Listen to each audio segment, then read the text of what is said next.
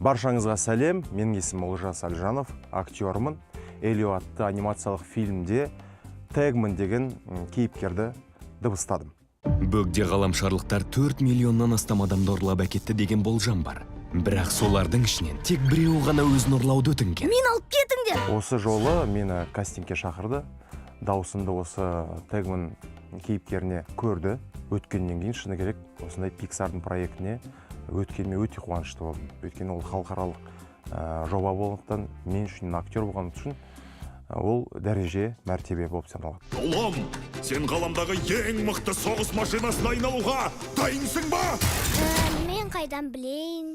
Шыны керек негізі енді бұл Элио анимациялық фильмде Тегман ол тастан жаралған кейіпкер болғандықтан дауысты жай ғана өмірдегідей айтпай, режиссердің задачасы бойынша кішкене роботқа келтіретіндей бір дауыс болу керек болды деді. Енді әртүрлі дауыстарды көрдім, өзі таңдады, соның ішінен енді таңдағаны фильм шыққан кезде көріп тамашалап бағасын бересіздер. Сен ненің басшысысың? Жердің. Сахналардың бәрін дыбыстаған сәтте бір сахнасы болды ғой деймін, мен сені жақсы көрем деген жаңағыдай өзінің махаббатын білдіретін сахнасы болды.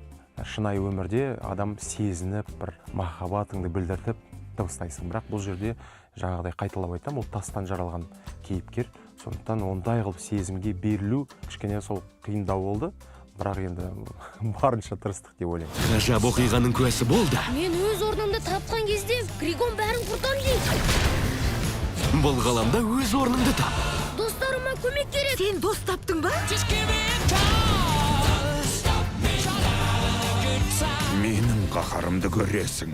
Құрметті достар, 19 маусымнан бастап Disney Pixar'дың Элио атты анимациялық фильміне баршаларыңызды шақырам. Өйткені шынымен де керемет туынды, жалғыз келмеңіздер, міндетті түрде жақындарыңыздармен, сүйіктілеріңізбен, отбасыңызбен, бала-шағаларыңызбен келіңіздер. Қолдайық, барлық кинотеатрларда қазақша және де орысша жүреді. Элио. Кинотеатрларда 2025 жылдың жазында.